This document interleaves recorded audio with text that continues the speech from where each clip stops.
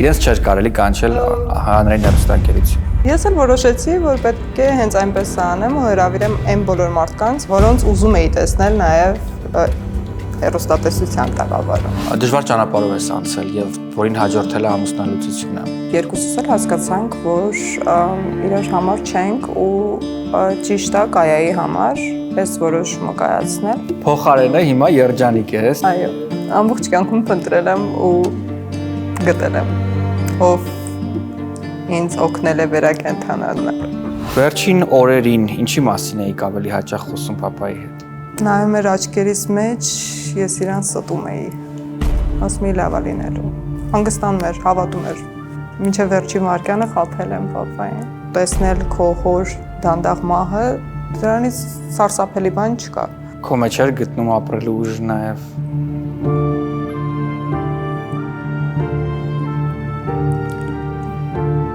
Հա, իմ եղբորը մամայի ու մենք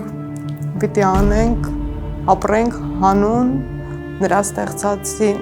Մի ամբողջ լեգենդ է պատտվում այն մասին, թե ինչու Անահիտ Մանուկյանը լքեց Հայաստանը։ Դուրը ծեծել են, բացել է, տեսել է Անահիտ Մանուկյանը տարիներ անց վերադարձել է։ Արթուր Գրիգորյանը եւ Էռնե Յուզբաշյանը երկար տարիներ միմյանց հետ չեն շփվում եւ անգամ անձնագիրն Էռնե Յուզբաշյանի մնացած լինում Արթուր Գրիգորիչի մոտ։ Վիրավորված է շատ, որովհետեւ մտերիմ ընկերներ, որոնք եկեղեցում արյուն են խառնել եւ դարձել են եղբայր եւ քույր, այդպես թողնում ու հեռանում են։ Պապայի մահից հետո ես նկատեցի, որ շատերը թուլացան ու թույլ տվեցին նրանց երգել այնպիսի երգեր, որոնք գուցե չէին երգի նրա կենդանության օրոք։ Հաղորդման հովանավորներ Alliance Partners Insurance Agency, The Grigorian Law Firm իրավաբան Աննա Գրիգորյան, Venus Gifts խանութ սրահ, Art in Beauty Aesthetics բժշկական կենտրոն, Implantum USA Dental Group Dr. Սարգիս Պապազյան, Eco Roses ծաղկի խանութ սրահ, Աջափնյակ բժշկական կենտրոն, Star Life Group, Ավակյան Law Group իրավաբան Թեհմինա Ավակյան, Aroma International Marketplace, Omorphia Beauty Salon and Spa, Gravel ծաղկի խանութ սրահ, Ari Depot Jewelry խանութ սրահ, Zara Gary ընտանեկան հոգեբան, Տուն Լահմաջո ռեստորան, MS Travel ճամփորդական գրասենյակ, MX Motor Lounge and Leasing. I'm walking for miles. It helps me clear my head. The sky has the answers, even if the clouds fill it instead. I don't need your worries.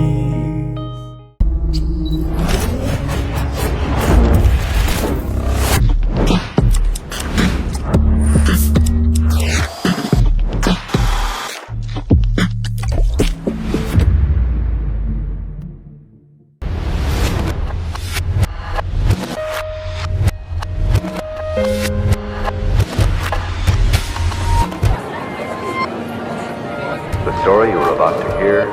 is true. Ողջույն, մենք շարունակում ենք Երևանյան մեր նկարահանումները, դուք դիտում եք տետատետը։ Այսօրվա մեր հյուրը սիրված հաղորդավարուհի է Մանե Գրիգորյանը։ Ողջույն Մանե։ Ողջույն Մհեր, ուրախ եմ քեզ կրկին տեսնել Երևանում։ Շատ լավ, ես եւս ուրախ եմ։ Ման մի անգամից ասեցի սիրված, որովհետեւ YouTube-յան քո շոուն հիմա ամենասիրվածներից է եւ մի անգամից գրավել է YouTube-ի ուշադրությունը, դիտումները, բաժանորդագրումները, մարդկանց արձագանքը այդ մասին փաստում են։ Հենց եմ ուրախանում, չես պատկերացնում, թվում է բոլորին թվում է մենք չենք ուրախանում, մեզ համար դա սովորական է, բայց շատ ուրախանում եմ, որովհետև երբ ստեղծում ես նախագիծը, այսինքն եւ պրոդյուսերն ես, եւ հեղինակը, եւ ռեժիսորը, եւ մոնտաժողը, խմբագիրը, ամեն ինչը դու ես անում, այստեղ ես հաղորդավար չեմ։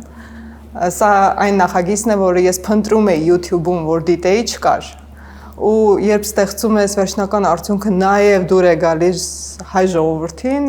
ահա որ ոգևորվում եմ շատ ու շատ ոգևորվում եմ, որ դիտում են նաև մեծահասակները, որովհետև երբ առավոտ լուսոյից դուրս եկա հանրային հեռուստաընկերությունից, մտածում էի նրանք ինչ շատ էին սիրում, միշտ լավ խոսքեր էին ասում, բայց երիտասարդները բնականաբար չէին դիտում։ Մտածում էի մեծահասակները YouTube-ում քիչ կլինեն, քիչ կդիտեն, բայց ոչ, բոլորը դիտում են ու շատ ուրախանում եմ։ Ման ինչ տեղի ունեցավ, երբ հանրային հեռուստաընկերությունից դուրս եկար երկար տարիներ անց, ինչու հայտնվեցիր YouTube-ում։ Շատ երկար տարիներ անց, իրականում մի քանի անգամ այդ որոշմանը եկել էի վերջին տարիներին, ուղղակի միշտ ինչ-որ բան խանգարում էր հետ էր պահում։ Չեմ կարծում ես անելիք ունեի այդ շրջանում հանրային հեռուստաընկերությունում, բայց չեմ էլ բացառում իմ վերադարձը հանրային, որովհետև միևնույն է գիտես, հանրային հեռուստաընկերությունը մեր բոլորի տունն է ու մենք չենք կարող արհամարել այն արտադրանքը, որը ստեղծում է ու առաջարկում հեռուստադիտողին հանրայինը, անհաջողություններից ուրախանալ չենք կարող, որովհետև մեր տունն է ու միշտ սիրտը ցավում է, ուզում ես լավ նախագծեր տեսնել, ոգևորել եւ ոգևորվել ինչու ոչ։ Ես կարծում եմ այդ շրջանում ճիշտ էր իմ դուրս գալը, ես խոսք ու ասելիք չունեի այնտեղ։ Ինչ էր եղել, դու լճացել էիր, իմ ունեցած տեղեկություններով դու անընդհատ ժողովների ընթացքում տարբեր նախագծեր էիր առաջարկում, սպասում, որպեսզի քեզ հնարավորություն տան ներկայանալ նաև այլ ամպլուայում եւ այլն, բայց դա տեղի չէր ունենում, ինչու։ Ես շատ երկար տարիներ աշխատել եմ ուղիղ եթերում, առավոտ լուսոյում ու շատ սիրում եմ ուղիղ եթերները, այդ կարծում եմ յուրաքանչյուր հեռուստադեմքի համար ամենալավ մարտահրավերն է ուղիղ եթերում այնքան պատասխանատվություն ունենալ, որ քեզ թույլ տան ուղիղ եթեր ու ամենաանհարմար իրավիճակներից փորձել սահուն դուրս գալ, այդ սիրում էի շատ, բայց արդեն իսկապես շատ երկար աշխատեցի այս նախագծում ու ժողովներին ոչ թե նոր նախագծեր էի առաջարկում, այլ անգամ առաջարկում էի ուղղակի փոփոխություններ առավոտ լուսոյում, որովհետև սա այն ձևաչափն է, որտեղ ամեն ինչ հնարավոր էր անել։ Շատ սիրված է ամբողջ աշխարհում ու հատկապես Միացյալ Նահանգներում, որովհետև morning show-ները, առավոտյան հաղորդումները մեծ դիտումներ ունեն, բոլորը արթնանում են ու առաջինը դա է նայում, բայց մեզ մոտ կարծիքները շատ տարբեր էին, ու ես հասկացա, որ ճիշտ է ես անեմ այն ինչ ուզում եմ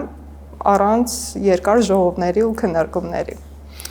Ամբողջ աշխարհում առավոտյան ծրագրեր ես էլ 6 տարի աշխատել եմ առավոտյան ծրագրերում, Փանարվանյան հեռուստաալիքով էի վարում երկուշաբթիից ուրբաթ ուղիղ եթերում, ամբողջ աշխարհում TD-ից սկսած NBC, մինչև ABC, Good Morning American, բրիտանական շոուները եւ այլն, բոլորը ունեն հստակ ուղղություն, դրանք լրատվական ծառայության առավոտյան ծրագրերն են։ Եվ ամբողջը կառուցվում է ինֆորմացիայի եւ էքսկլյուզիվի ինտերվյուների, բացառիկության եւ ամենի շուրջ եւ միաժամանակ նաեւ մարդկանց հետ կապը։ Ինչու մերոնք չեն զգում այդ պուլսը, ինչու է մեզ մոտ դա դառնում աֆիշայի, չգիտեմ, հեռուստատարբերակ։ Այո։ Եվ ՀԿ-ներին ներկայացնելու հարթակ։ Ցավոք սրտի այն ինչի մասին դու խոսում ես, մեզ մոտ չկա, որովհետև շատ են տարբեր հեռուստաալիքներում տարբեր սև ցուցակները։ Շատ հայտնի սիրված դեմքեր այս կամ այն հեռուստաալիքում արգելված են, թե ցուցադրվել, թե որպես հյուր ներկայանալ ու կարծում եմ դա էլ է պատճառ, որ չենք կարողանում պուլսը պահել հեռուստատեսության, որովհետև մարդկանց ամբիցիաները այստեղ հաղթում են հեռուստադիտողի պահանջին։ Իսկ լինում էր քեզ հետ այնպիսի դեպքեր, երբ դու առաջարկում էիր կանչել այս կամ այն հյուրին, իսկ ովքեր էին մերժվում։ Գրեթե բոլորը ում տեսնում եք հենց այնպեսում։ Իրենց չէր կարելի կանչել հանրային հեռուստաընկերություն։ Կոնկրետ չեմ կարող ասել չէր կարելի կամ կարելի էր, բայց խուսափում էին շատ-շատերին կանչել։ Ես էլ որոշեցի, որ պետք է հենց այնպես անեմ ու հրավիրեմ այն բոլոր մարդկանց, որոնց ուզում էի տեսնել նաև հեռուստատեսության տաղավարում։ Ման ինչ ես կարծում, ինչու աշխատեց հենց այնպեսը, ինչու մարդիկ միանգամից սկսեցին սիրել այդ նախագիծը։ Ես կարծում եմ աշխատեց այն, ինչի համար ստեղծվել էր։ Ես իմ կյանքի ամենածանր շրջանում, թե հոգեպես, թե ֆիզիկապես զրոյացած էմոցիոնալ շրջանում ես չէի կարողանում դիտել լուրջ ֆիլմեր, չէի կարողանում դիտել լուրջ հարցազրույցներ, տխուր հարցազրույցներ, ես փնտրում էի միայն դրականը, գոնե 10 րոպեով կարողանայի տեղափոխվել այդ աշխարհ ու մոռանալ իմ ցավը։ Բնականաբար մոռանալ չի ստացվում, բայց ինձ պետք էր պոզիտիվ, շատ էր կորուստը մեր կյանքում վերջին տարիներին, ու ես հասկացա, որ եթե ես փնտրում եմ ինչի այդ ամեն ինչ չկա հայերեն, կամ գուցե կա քիչ է։ Ու հաշվի առնելով վերջին տարիների մեծ դժբախտությունները հայ ժողովրդի, հայ ազգի, Հայաստանի եւ Արցախի հետ կապված, հասկացա, որ ինձ նման շատերն են կորցրել, ու շատերը ունեն այդ պոզիտիվի կարիքը։ Չսպասենք, անենք։ Միաժամանակ նաև ռիսկային հանգամանք կար, որ մարդիկ կարող է մեղադրանքներ հնչեցնեն, թեև տևական ժամանակ էր անցել Արթուր Գրիգորյանի կորուստից եւ պատերազմի ավարտից հետո նաև, բայց այնուամենայնիվ մեր ազգը սիրում է, չէ՞, իր կարծիքը հայտնել բոլոր դեպքերի մասին եւ ասել, թե ինչպես ճիշտ կլիներ, որ դու վարվեիր քո դժբախտության հետ։ Այդ մտաբախությունը չկար սկսելուց։ Անցել էր շատ 3 տարի անցել էր արդեն, բայց կապ չունի, կարող էր 1 տարի հետո էլ ծնվել այս նախագիծը։ Իրականում հենց այնպես է պապայի հեղինակած նախագիծն էր, որը այլ ձևաչափով էր, բնականաբար ձևաչափը նման չէ, բայց անվանումը պահպանվել է։ Պահպանվել է նաև այն բոլոր ջերմ, ուրախ զրույցները, որոնք եղել են պապայի շուրջ։ Ու ես այն ինչ տեսել եմ մեր տանը, այն ինչ տեսել եմ մեր ամառանոցում, ես փորձել եմ բերել YouTube, որպեսզի մարդիկ էլ տեսնեն ու չխոսեն այս կամ այն արտիստի մասին, այդ թվում նաև իմ մասին, որ գոռոզ է, տխուր է եւ այլն։ Երբ քեզ հարազատ մարդկանց մասին քեզ մոտ կարծիք են հայտնում, մտածում ես, բայց չէ, ինչի են մարդիկ մտածում, որ ինքը տենց, հա։ Ու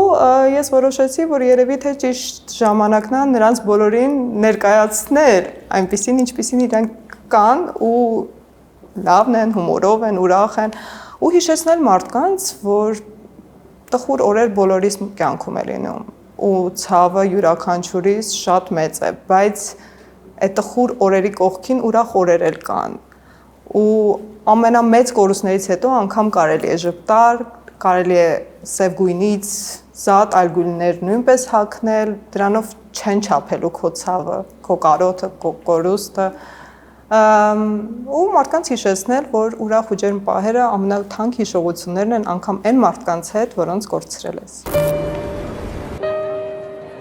Ողջույն, մենք գտնվում ենք Էկորոզիսի Գլենդելյան մասնաճյուղի առաջ։ Նշեմ, որ Էկորոզիսը լավագույն ծաղկի սրահներից է Լոս Անջելեսում, որ ունի 2 մասնաճյուղ, մեկը Գլենդելում, մեկը արդեն Նորթ Հոլիվուդում։ Այսօր փորձելու ենք ճշտել եւ պարզել, թե ինչպես է աշխատում Գլենդելյան մասնաճյուղը։ Սա պարզապես հերթական ծաղկի սրահը չէ, սա նման է իսկական բուտիկ ծաղկի սրահի, որտեղ դուք կարող եք անցկացնել որոշակի ժամանակ, սպասելով մինչև կձևավորեն կամ պարզապես իհարկե այստեղ կարող եք ընտրել ձեր ամենասիրելի ծաղկեփունջը։ Ասեմ, որ դիզայներները աշխատում են ֆանտաստիկ եւ ունեն իրենց արդեն հստակ ձեռագիրը, որը ճանաչելի է շուկայում։ Այժմ կանցնենք ներս ու նախ կպարզենք, թե ինչպիսին է ծաղիկների որակը, որովհետեւ դա ամենակարևորն է ծաղիկների երկարատև լինելու համար եւ որ ամենակարևորն է կմիանանք նաեւ դիզայներական թիմին։ Այս հատվածում աղջիկները պատրաստում են հերթական պատվերները, որոնք իսկապես ամենագեղեցիկ դիզայն ունեն։ Դիզայներական թիմը շատ լավ է աշխատում, ունի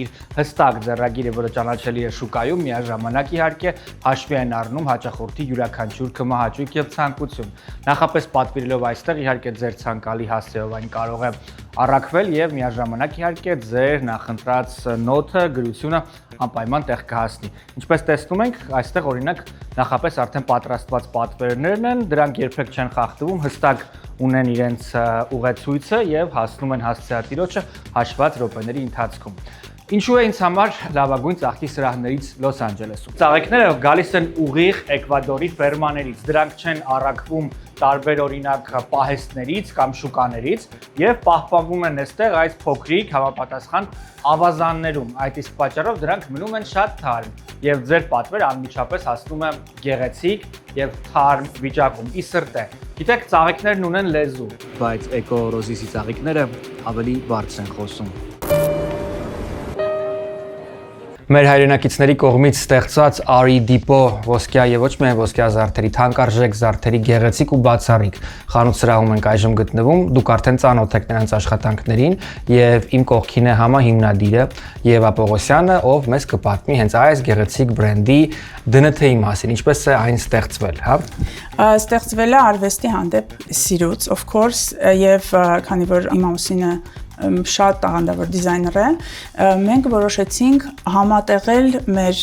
ուժերը եւ ստեղծել մի բան, որը մարդկանց համար շատ հոգեհարազատ կլինի, ամեն մեկը կտեսնի մի բան, որը որ իրա սրտին հետ համահունչ է եւ կիրականանան բոլոր տեսակի մտքերը ամերիկյան անգլերենում կա sky is the limit, sky is not the limit։ Դիզայների հնարավորությունները անսահմանափակ են, մարդու միտքը թռնում է, արվեստը ունի սահմաններ եւ մենք պատրաստ ենք բոլորին հրավիրել եւ ապացուցել, որ մենք կարողանում ենք իրենց համար ստեղծել գեղեցիկ իրեր, թե պատրաստի, թե յունիկ, որոնք որ ընտանիքի արժեքներն են փոխանցում, որը կարող է փոխանցվել սերնդես, այո։ Ես առաջարկում եմ ձեզ ծանոթանալ այս բրենդի աշխատանքներին, գալով հենց Գլենդելի կենտրոնում գտնվող խանութ սրահ, որտեղ իսկապես գեղեցիկ եւ բացառիկ մթնոլորտ է, այստեղ ձեզ դիմավորում են հատուկ կերպով, միասին կարողանում եք զրուցել, ընտրել դիզայնը կամ արդեն պատրաստի աշխատանքներից գտնել ձեզ համապատասխանող որևէ մի բան, եւ սա պարզապես այցելություն չէ, սա պարզապես առևտուր չէ, սա մի ամբողջ փորձառություն է, մի ամբողջ գեղեցիկ ընթացք է, որը մաղթում եմ ձեզ եւս։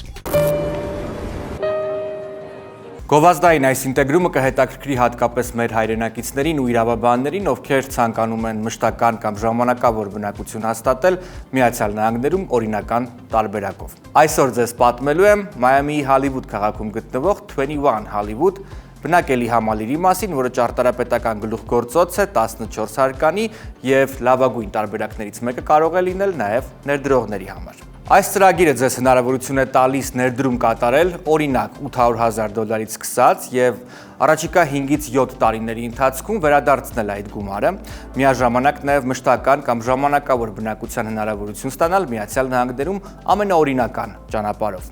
Այս ներդրման շնորհիվ դուք հնարավորություն կունենաք օրինական ճանապարհով EB5 ծրագրով դիմել մշտական բնակության, այդ թվում նաև ձեր ընտանիքի անդամների համար։ Այսպիսով դիմող կողմը, այսինքն ներդրողը, հնարավորություն ունի ժամանակավոր, ապա նաև մշտական բնակության հնարավորություն ստանալ EB5 ծրագրով իր կնոջ, այդ թվում նաև մինչև 21 տարեկան չամուսնացած երեխաների համար։ Ստացվում է այսպիսով դուք այս նախագծում կարող եք ներդրում կատարել, որը չափազանց հեռանկարային նախագիծ է ոչ միայն իր դիրքի,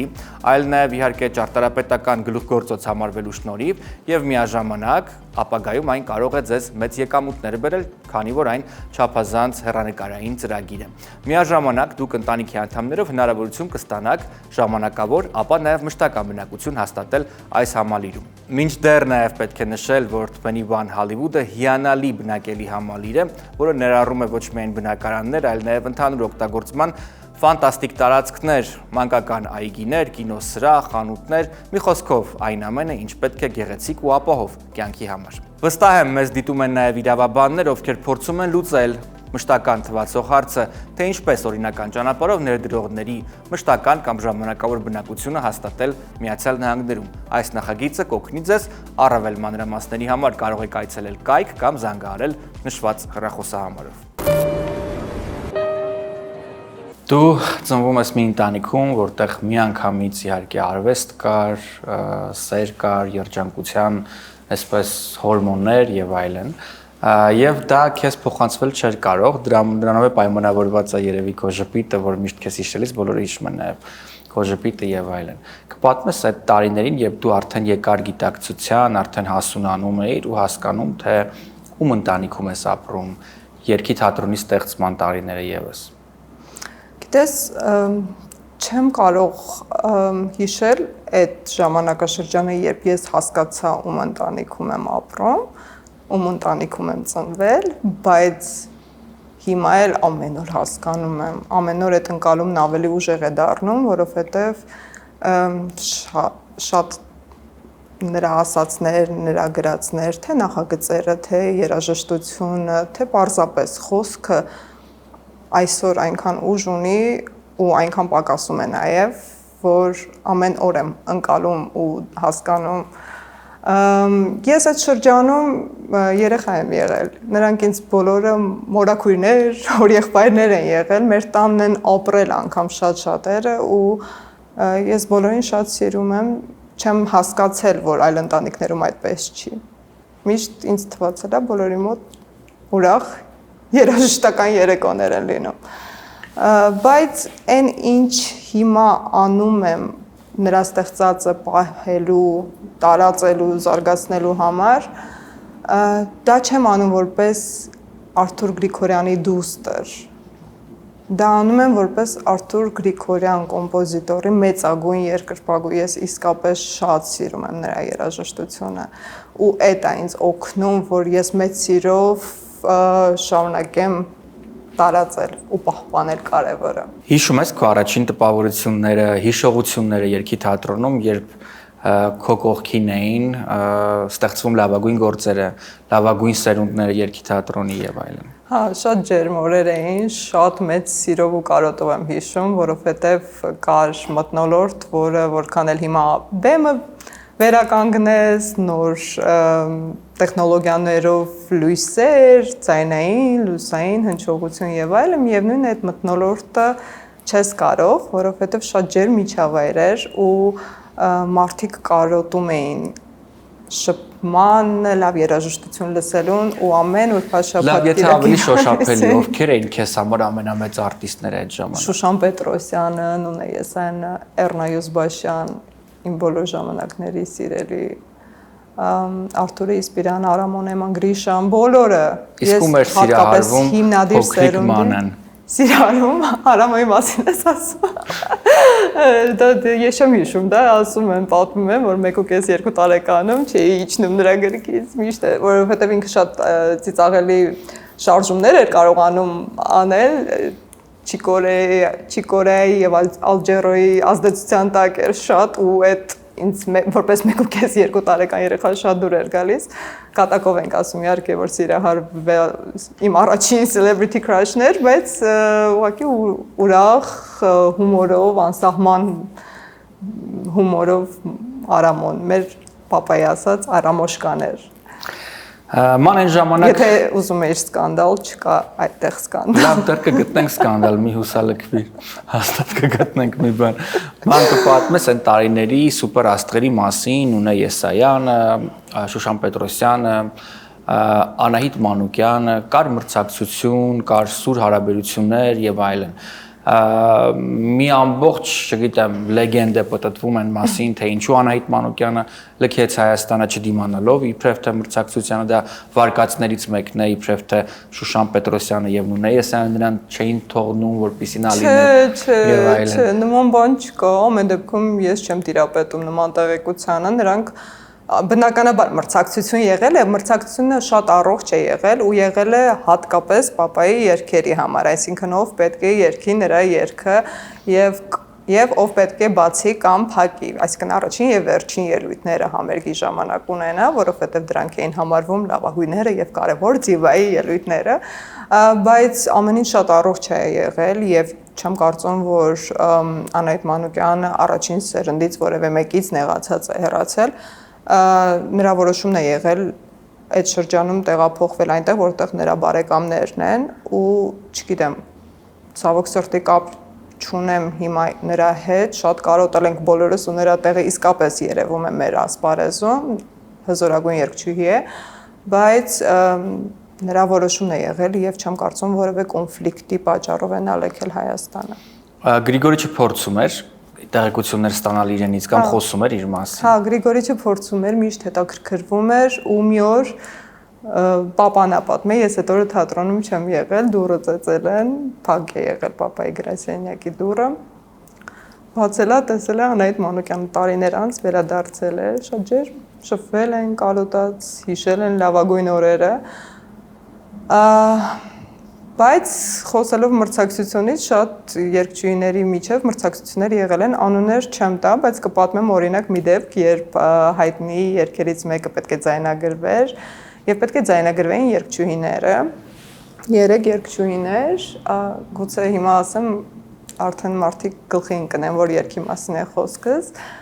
բայց նրանք երեքն էլ միմյանց հետ չէին խոսում ու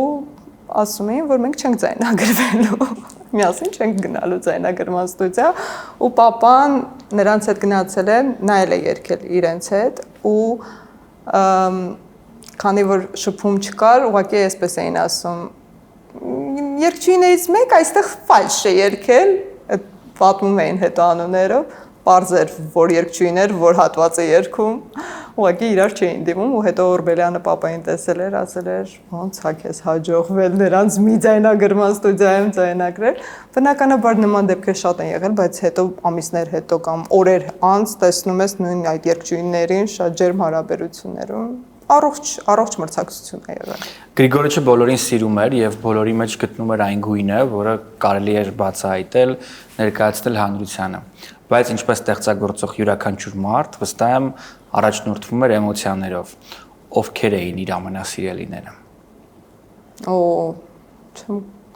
Ես իրավունք չունեմ նրա փոխարեն պատասխանել, նա միշտ առանձնացնում էր հարցազրույցներում Էռնայուս Բաշյան եւ Տաթևիկ Հովհաննիսյան, Նունե Եսայան Շուշան Պետրոսյան, Վարդուհի Վարդանյան մշտապես սիրելին եւ այդպես շարունակ, բայց դա չէր նշանակում, որ նա չէր սիրում ու ընդունում մյուս երկչույներին, նույն սերնդի։ Հասկանալի է, Էռնա Յուզբաշյանի հետ կապված մի հայտնի պատմություն կա, կամ գուցե անհայտ պատմություն կա, որ մենք գիտենք, թե ինչպես է Էռնան մնում Միացյալ Նահանգներում եւ Արթուր Գրիգորյանը եւ Էռնա Յուզբաշյանը երկար տարիներ միմյանց հետ չեն շփվում եւ անգամ անձնագիրն Էռնա Յուզբաշյանի մնացած լինում Արթուր Գրիգորիչի մոտ։ Եվ բարեբախտաբար իհարկե այդ կոնֆլիկտը հարթվում է եւ երկու հարազատ հոգիներ շարունակում են իրար ջերմ խոսքեր ասել, բայց այդ կոնֆլիկտը հավանաբար հետաքրքիր պատմություն է։ Հա, ես շատ փոքր էի, երբ Էռնան տեղափոխվեց Միացյալ Նահանգներ, մամայից ու պապայից եմ լսել, շատ լավ չեմ հիշում մանրամասները, բայց հա անձնագիրը papan պահել էր, որովհետև խմբին նա էր տարել համերգների Միացյալ Նահանգներ ու առաջինը բնականաբար թե թատրոնին եւ թե Արթուր Գրիգորյանին էր վատ լինելու, եթե որևէ մեկը խախտում աներ, իսկ այս դեպքում խախտում արվել էր։ Վիրավորված էր շատ, որովհետեւ մտերիմ ընկերներ, որոնք եկեղեցում արյուն են խառնել եւ դարձել են եղբայր եւ քույր, այդպես թողնում ու հեռանում է։ Շատ վիրավորված է եղել տարիներ շարունակ, բայց հետո բարիշել են, հաշտվել են ու մինչ վերջին օրը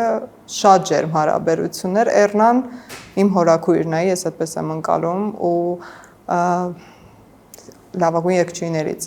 վերջերս եկել էր Հայաստան ու գիտեմ, որ շուտով կրկին գալու է, երկար համոզում եմ, որ համերգ անենք միասին, վերադառնա բեմ, այս շրջանում խուսափում է բեմից եւ հարցազրույցներից չի երգում, բայց կարծում նրա ձայնը պետք է բոլորիս։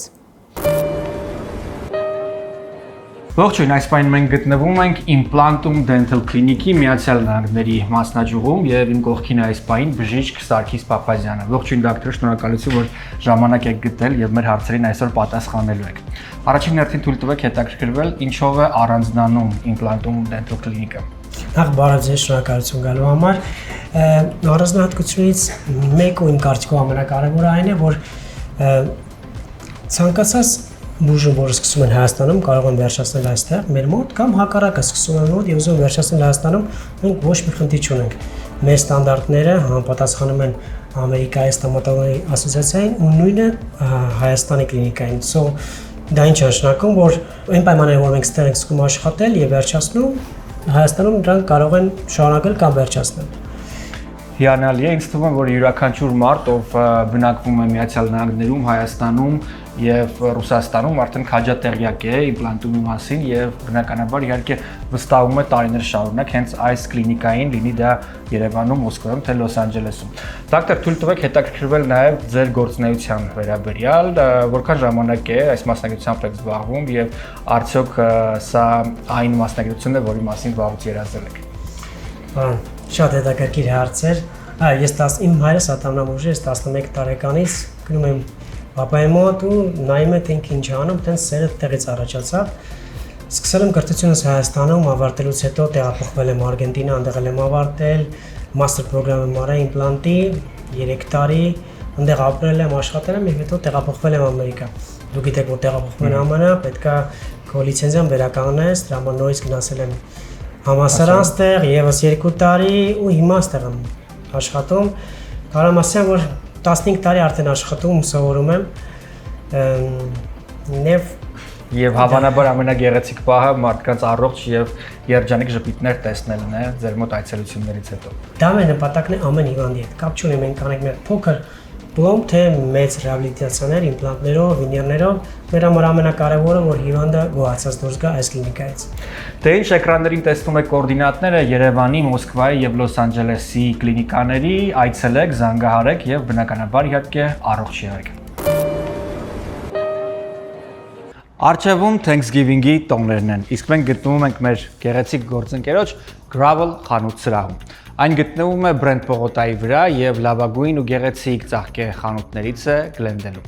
Պետք է նշենք, որ Gravel-ը առանձնանում է իր յուրահատուկ ճաշակով, իր ծաղիկների թարմությամբ եւ մեկ կարևոր հանգամանքով եւս։ Միայն ու միայն Gravel-ում կարող եք գտնել ծաղկե փնջեր, որոնք կարող են մնալ ավելի քան 1 տարի, որը ծաղիկների ոլորտում համարվում է իսկական սենսացիա։ Իսկ այս պահին տեսնում եք գեղեցիկ դեկորացիաներ համապատասխան աշնանային գույներով, որոնք բնորոշ են Միացյալ Նահանգներում, հատկապես Thanksgiving-ի տոնին։ Եթե ցանկանում եք, որպեսզի ձեր բիզնեսը կամ ձեր տունը եւ ձեր շրջապատը այսքան գեղեցիկ լինի այս տոնի կապակցությամբ, ապա Gravel-ի աշխատակիցները հաստատ կգտնեն գեղեցիկ լուծումներ։ Այս մասում ծաղկե փնջերն են, որոնք արդեն պատրաստ են եւ դուք կարող եք ձեռք բերել, դրանք թարմ ծաղիկներից են եւ գեղեցիկ ու զուսպ դիզայնով։ Եվ իհարկե կուզեի ձեզ առանձնահատուկ պատմել նաև այստեղ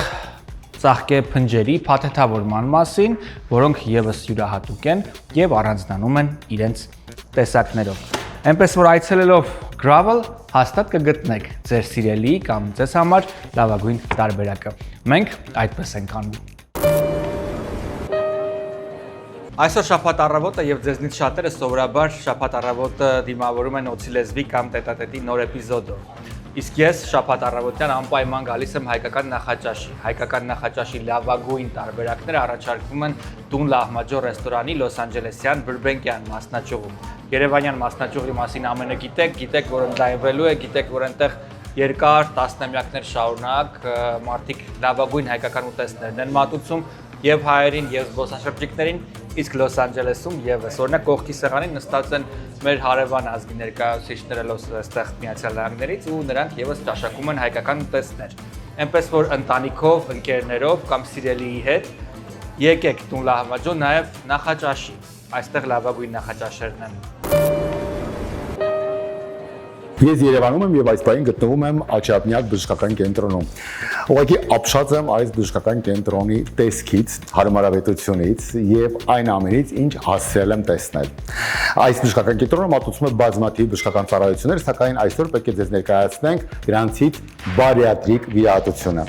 Միացյալ Նահանգներում գերությունը մեծ խնդիր է եւ շատերն են տառապում ավելորդ կիլոգրամներից ու դիմում են վիրահատական միջամտության։ Նաեւ գիտենք բոլորս, որ Միացյալ Նահանգներում ոչ բոլոր դեպքերում են, որ ապահովագրությունները ծածկում են ծախսերը, իսկ վիրահատությունները արժեն շատ ու շատ թանկ։ Հայաստանում այդ նույն վիրահատությունը դուք կարող եք իրականացնել $3000-ից սկսած։ Եվ որ ամենակարևորն է, այդ վիրահատությունը կկատարեն, կիրականացնեն գործի իսկական պրոֆեսիոնալներ, դուք կհայտնվեք այս բժշկական կենտրոնում հարմարավետ տեխնիկայի վերջին խոսքով հագեցված եւ իհարկե կստանաք հոյակապ բժշկական սպասարկում։ Ավելի մանրամասն քիչ հետո կտեսնեք մեր տեսանյութի ընթացքում։ Ես ուղղակի ապշած եմ հիվանդասենյակների չափերով, իհարկե հարմարավետությամբ եւ տեխնիկական հագեցվածությամբ։ Երբեմն հիվանդասենյակները ավելի լավն են, քան Միացյալ Նահանգների առանձին վերջացած հիվանդանոցների հիվանդասենյակները։ Իդեպ, այս հիվանդասենյակը համարվում է սովորական տեսակի հիվանդասենյակ, այն լյուքս դասի չի։ Քանի որ մեր կենտրոնում գործում է հայդոք հավելված, որ թույլ է տալիս, որպեսզի մեր բուժառուները կատարեն նախնական խորհրդատվությունը on-line ֆորմատով, մենք մեր բոլոր պացիենտներին, որոնք դիմում են արտերկրից, առաջին խորհրդատվությունը կատարում ենք on-line, որպեսզի մենք հասկանանք, թե բուժառուն ինչ գանգատներ ունի։ Եվ հետևաբար մենք նախատեսում ենք, որ բուժառուն գտնվի Երևանում առնվազն 3 շաբաթ։ 3 շաբաթ դա իրանց ենթադրում է, որ ինքը գալիս է, հետազոտվում է եւ կատարվում է վիրահատություն, եւ 2 շաբաթ ինքը գտնվում է Երևանում, որպեսզի մեր մոտ մնա ինքը հսկողության ներքո։ Բայց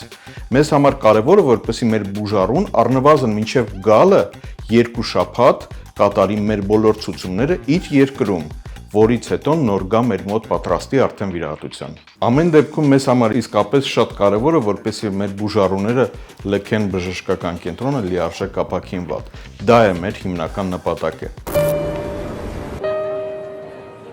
Հայրդ Լուսահոգի Արթուր Գրիգորյանը չափազանց սուր էր իր գնահատականներում։ Ուղիղ ասում էր, ինչ մտածում։ Եվ երևի միակ մարդն էր, որ հստակ էր ասում, ինչ մտածում էր, եւ ուներ այդ իրավունքը եւ տարիների ընթացքում այդ վաստակած իրավունքից օգտվում էր։ Ես չեմ թաքցնում ամենասիրած հարցազրույցը երբևէ, եթե եղել է, ապա միանշանակ կառանձնացնեմ իր հետ հարցազրույցը Փոփանագիտարանի, որը ես ժամանակ առ ժամանակ նայում եմ ու չեմ հավատում, որ այդ տարիներին որևէ մեկը կարող էր ուղիղ այդպես խոսել։ Ես անգամ արձագանքն եմ հիշում, երբ նա եթերից հետո զանգահարեց, ասաց, որ ֆանտաստիկ եթեր է եղել, եւ անգամ ղեկավարությունից խնդրել էին, որպեսզի դա ավելի հաճախ ցուցադրվի հեռուստացույցում, քան կա։ Ես հիշում եմ, շաբաթական մի քանի անգամ ցուցադրում էին, որովհետեւ այդպես էին ուզել երկրի ղեկավարները նաեւ, դա սառը ցնցուխ էր այն ժամանակ շատերի համար։ Ըստ քեզ ինչու էր նա այդքան ուղիղ։ Նա այլ կերպ չէր կարող, չէր սիրում, երբ անգամ կողքիներն էին այդպես գալիս, նրա մոտ օրինակ բամբասում, հետո գնում, միանգամից գրկում, նա դա չէր սիրում, նա ուղիղ բոլորի դեմքին ասում էր, այդ թվում նաև իր երեխաների դեմքին ասում էր, այն ինչ գուցե այդ պահին չէինք ուզում լսել։ Բայց միևնույն է, վերջում հասկանում էինք, որ ճիշտ է ասում, ու ճիշտը ասելն է, որովհետև գուցե այդ պահին նեղանան, բայց միևնույն է կզգաստանան, կզգոնանան, այլ ավելի ուշադիր կլինեն իրենց արտադրած երգերի, տեսահոլովակների կամ հաղորդումների նկատմամբ ու այսօր էլ շատ շատերը մեր երգիչներից ինձ զանգահարում է, ասում է այնքան է տեղը երևում, ուզում ենք լսել կարծիք, ուզում ենք զանգի ջղայնանա, ինչու ենք անորակ երգ օրինակ թողարկել, բայց չկա։ Ու Երիկին հիշեցի, էլի, պրոստը այդ սաղ ինքը ասել է նաև իմ հաղորդման ժամանակ, որ Գրիգորիչը մեզ պետք է, ու շատերը նաև ասում են, որ գնալով էլ ավելի է երևում այդ բացը, բայց պապայի մայից հետո ես նկատեցի, որ շատ շատերը թուլացան ու թույլ տվեցին նրանց երգել այնպիսի երգեր, որոնք գուցե չէին երգի նրա կենդանության օրոք։ Միևնույն է նա հերվում, այսինքն նրանք շատ վաղուց թատրոնում չէին եւ այլն, բայց միևնույն է վախենում էին նրա կարծիքից։ Իսկ ովքեր էին։ Հարգում էին նրա կարծիքը։ Ովքեր իրենց թույլ տվեցին դա անել։ Ես պապայի նման ուղիղ չեմ կարողանում անուններ ասել, կամ գուցե այդ իրավունքը դեռ չունեմ։ Դա տետատետի ընթացքում մենք բազմաթիվ հարցազրույցներ ենք ունեցել,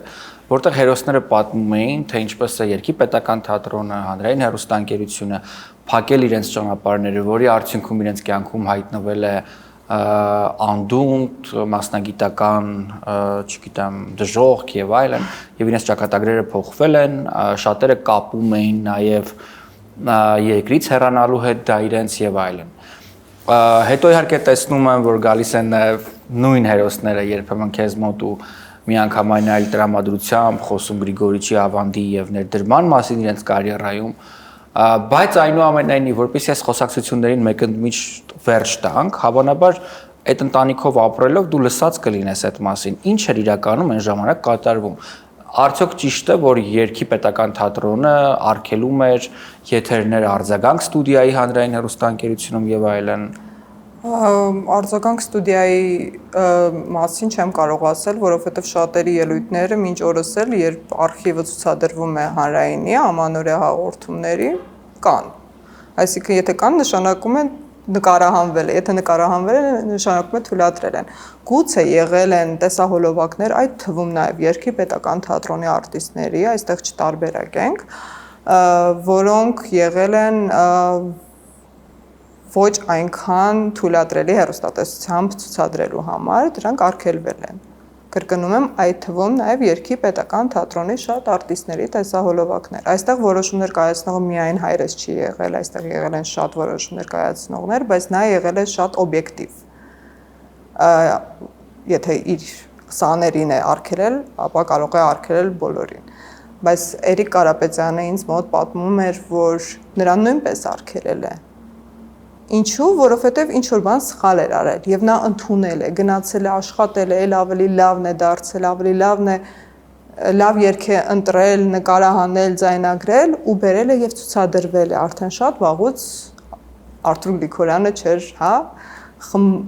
երաժշտական խմբագրությամբ զբաղվում։ Բայց մարդու վրա ազդել է կարծիքը, հարգել է կարծիքը եւ որոշել է փոխել ինչ որ բան։ Կան երգչուհիներ, որոնք գուցե չեն ընդունում կարծիքներ առհասարակ եւ գալիս քեզ մոտ նման կարծիքներ են ասում։ Անեիք լավ, տեսահոլովակներ, լավ երգեր, ցուցադրվեիք։ Բայց դրանում կա նաեւ որոշակի հոգեբանական ասպեկտ, տես ոչ բոլորն են խելամիտ շոու բիզնեսում եւ ոչ բոլորն են խելացի։ Այնպես է ստացվում, որ արտիստները ամենախելացի մարդիկ չեն, երբեմն եւ ամենաէմոցիոնալ մարդիկ են եւ որևէ չեն կամ որևէ խոչընդոտը կարող է ճակատագրական լինել։ Տես նույն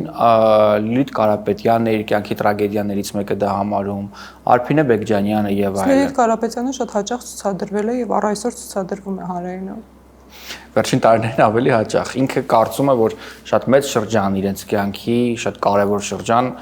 արգելքի տակ է եղել, սև ցուցակներում է եղել հանրային հեռուստաընկերության։ Վստահաբար կարող եմ ասել, հատուկ անուններ արգելքի տակ չեն եղել։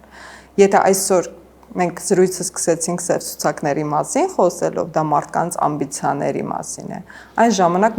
մարդկային ամբիցիաները չեն եղել գլխավորը, եղել է հստակ ուշադրություն երգերի եւ տեսահոլովակների նկատմամբ,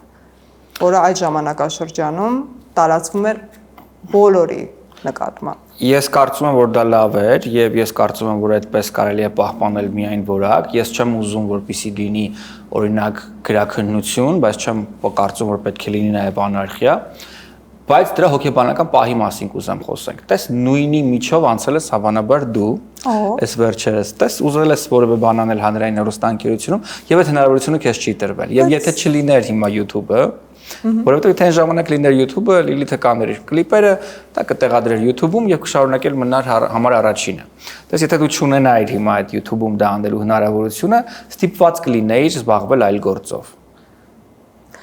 Չէ, ես պայքարող մարդ Խելացի ես։ Ես կմնայի հանրայինում եւ կպայքարեի ու կունենայի այն նախագիծը, որն ուզում եի։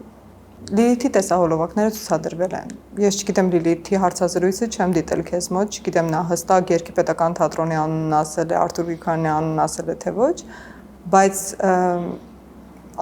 մեկ ամիս առաջ հենց այնպեսում նա պատմում էր, որ Դարկ 21-ում էր սև ցուցակում, այսինքն այստեղ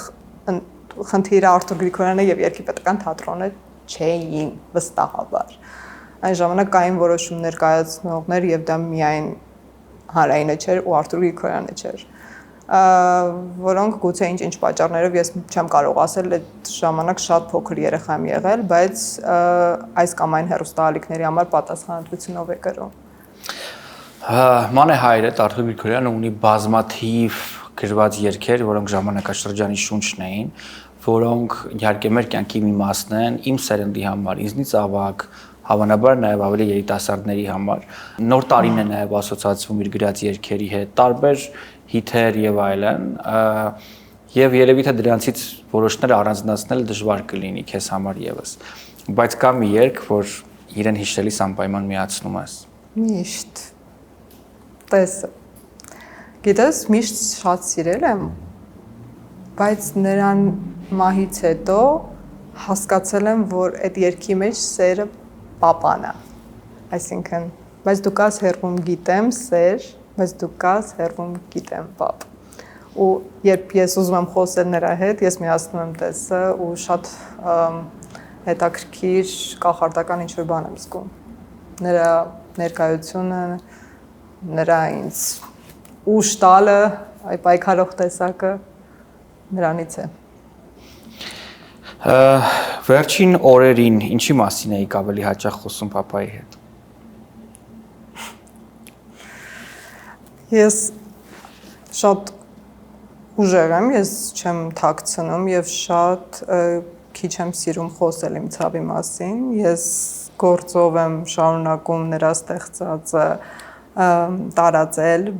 եւ փորձում եմ միայն դրական լիցքեր հաղորդել ու չեմ սիրում լացել։ Ու ես քեզ այսօր ասել եմ, որ կա մի դարակ, որը արի չբացենք, որովհետեւ շատ անձնական է, շատ իմն է։ Ես այդ դարակը շատ հաճախ եմ բացում։ Հիմա ին փակած է։ Բայց երբ մենակ եմ մնում, բացում եմ ու թուլանում եմ։ Ես ու իմ ցավը, իմ կորուստը։ Հիմա վերջին օրերի մասին խոսեցիր, այդ իմ կյանքի ամենածանր օրերն են եղել։ Ամենածանր։ Ինչի միջով ենք մենք անցել, միայն մենք գիտենք։ Ինչի միջով է նա անցել, միայն մենք գիտենք։ Ու տեսնել քո հոր դանդաղ մահը, դրանից սարսափելի բան չկա։ Բայց չեմ ուզում հիշել նրան այդպիսին։ Վերջին օրերին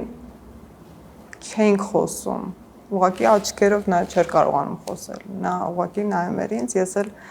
մարտով երբեք իր հորը չի խաբել, միշտ ու ինքը գիտեր, որ ես իրան չեմ խաբում։ Մի անգամից բռնում էր իմ սուտը։ Նայում էր աչքերիս մեջ, ես իրան ստում էի։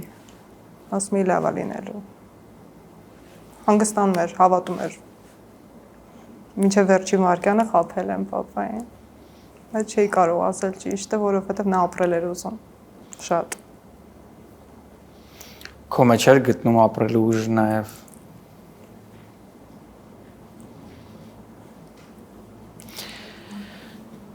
Չես անելու։ Հա, իմ եղբորս, մամայի, թոռների, ընտանիքի։ Միայն ընտանիքին էր ուզում տեսնել կողքին, թեև բնականաբար վերջին օրերին շատ ընկերներ նույնպես այնտեղ էին։ Քո դստեր հետ իր կապը տիեզերական կապ էր։ Եվ բոլորը դա գիտակցում էին, տեսնում էին, եւ նաեւ ժառանգականության հավանաբար այդ գենի փոխանցումը եւ այլն։ Իրենց կապը ինչպիսին էր այդ օրերին։ Չէր ուզում կայան տեսներ նրան հիվանդանոցում։ Ու ճիշտ է արել։ Այ շատ ընկերներ էին ու ես շատ ուրախ եմ, որ կայան հասցրել է այն ընկերությունը տեսնել պապայի մեջ, որը ունեցել եմ նաև ես։ Շատ ինքն էլ ծանր տարավ կորուստ ու շատ կարոտում է ու ես յան ասում եմ, որ դու շարունակելու ես այն ինչ հիմա ես անում եմ ու մենք պիտի անենք, ապրենք հանուն նրա ստեղծածին։ Նա ստեղծել է շատ մեծ ժառանգություն է թողել մեզ, ինձ եղբորս, թոռներին,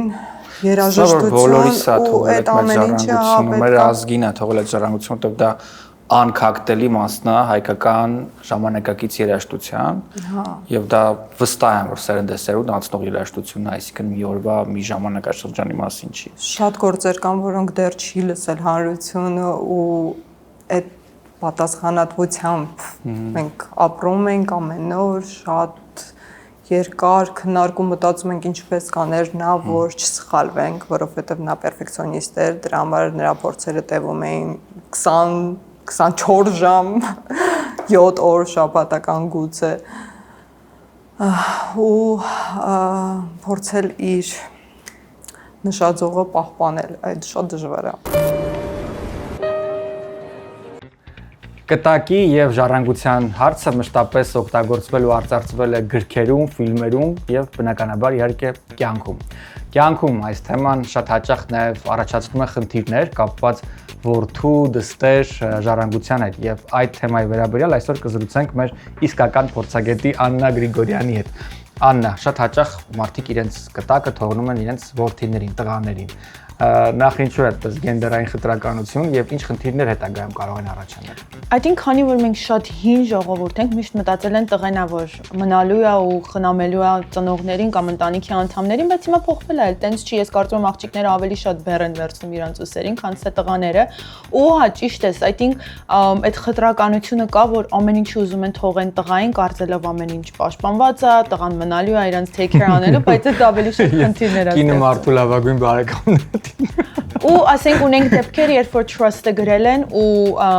թողել են ամեն ինչ տղային, հետո տղան ամուսնանում է եւ հարսի հետ հարաբերությունների ինչ-որ։ Այ սա ամենահետաքրքիր մասն է, պատմի մեզ ինչ խնդիրներ են առաջանում հարսների հետ։ Շատ մեծ խնդիրներ, հարսների ու փեսաների դեպքում շատ խնդիրներ են ունենում, երբ որ արդեն կտակը կամ trust-ը գրված է լինում ու գրել են այն ժամանակ, երբ որ իրանց ընտանիքը հաշտամերած չեն եղել հարս փեսաներ, այնց չի որ հարսն ու փեսաները միշտ խնդիրներ են ստեղծում, բայց նոր անձ, նոր մտածելակերպ, նոր ցանկություններ։ So, եթե գրում ենք մի թուղթ տալով ամբողջը տղային ու տղան ամուսնանում է, հիմա էլ տղան մենակ ինքը չի արդեն իր համար որոշումները կայացնում է իր ընտանիքի համար, որն է, որ ինքը ճիշտ է։ Լավ, հիմա ինչ խորհուրդ կտաք։ Որ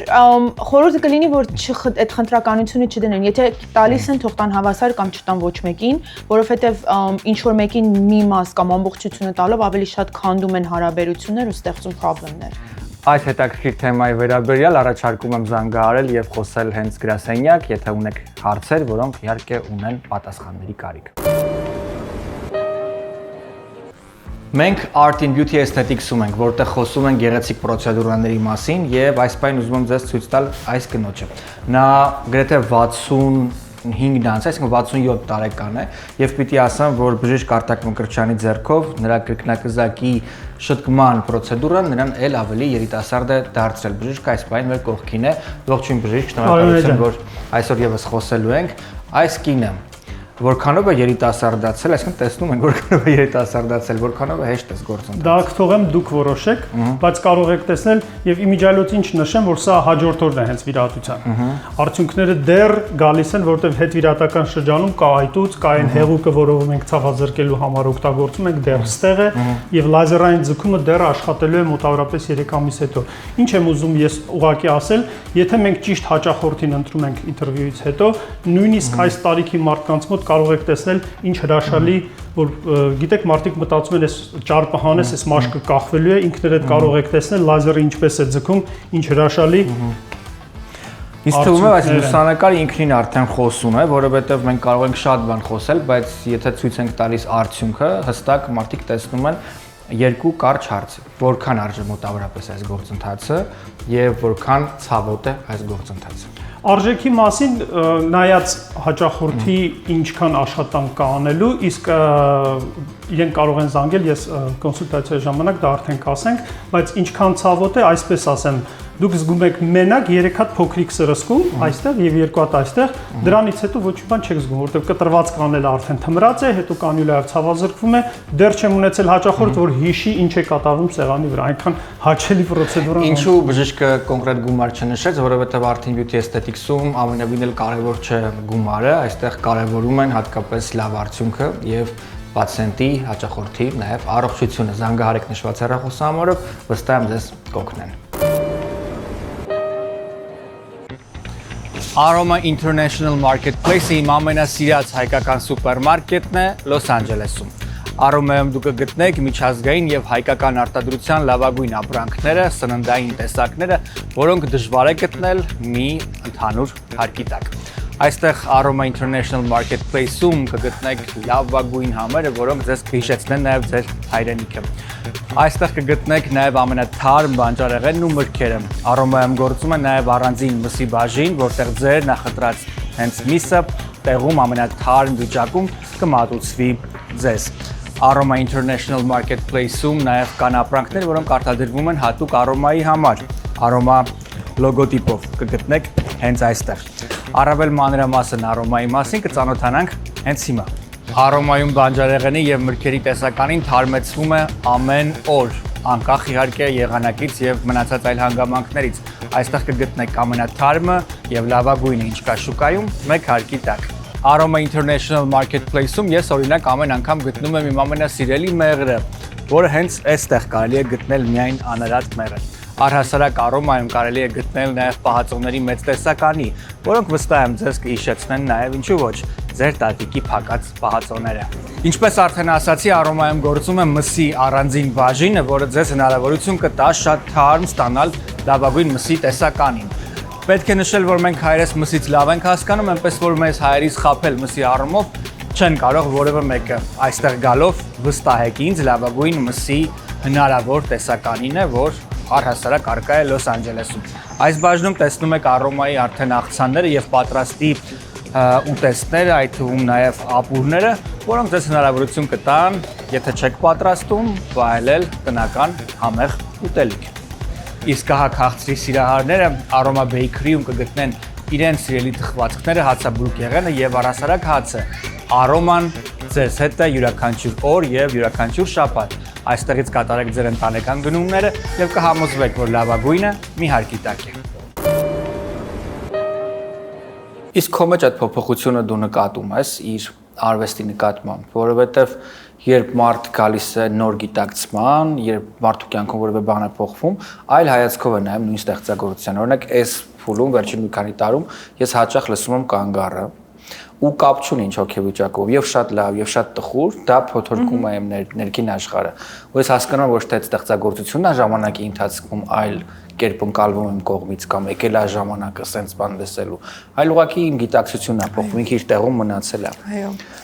Շատ առաջ է մտածել ինքը ամեն ոլորտում։ Մասնագիտությամբ ռեժիսոր, գիծիսն ավարտած, կոմպոզիտոր եւ նաեւ հեռուստատեսությամբ բազմաթիվ նախագծերի հեղինակ եւ վարող է եղել ու այս 3 ոլորտներում ինչու եմ ասում հեռուստատեսությամբ, որովհետեւ վերջերս արխիվն էի կրկին դիտում ու այո հայտնի մրցույթը ասուպը այոն ասուպներ, այոները շատ տարբեր նախագծեր է եղել, բայց այոն 89 թիվ, 90 թիվ։ Ես քեզ կուղարկեմ այն տեքստերը, որ ինքը գրել է։ Այն մենք ասում ենք շապկա, այսինքն հաղորդման բացիկ, որոնք այսօր անում են, ես քեզ հավաստիացնում եմ Ֆելոնները եւ Քիմելները։ Այսինքն իրենց շոուները սկսում են ինչ-որ փոքրիկ ֆիլմով։ Դա նա անում էր 89 թվականին եւ չկար YouTube, չկար հեռուստատեսություն, որպես այդպեսի մենք չենք դիտում ռուսական կամ ամերիկյան հաղորդումներ։ Ու գրելա տեքստեր, որոնք այսօր չեն գրվում։ Ես դե անգամ այդ նեոնային լույսներ, լոգոներ, դաշնամուրով աստիճանը, այդ նորարարական ես նայում էի այդ այոն ու ասում էի, ինչքան առաջ է մտածել այս մարդը։ Ես չեմ դադարում զարմանալու հիանալ նրա շատ վաղվա լինելով, թե երաժշտության մեջ, թե ռեժիսուրայի եւ թե նաեւ հեռուստանախագծերի։ Ու երաժշտությունն էլ շատ երգեր կան, որոնք այլ կերպ տարբեր ժամանակաշրջաններում ընկալում ես։ Եղբայրս վերջերս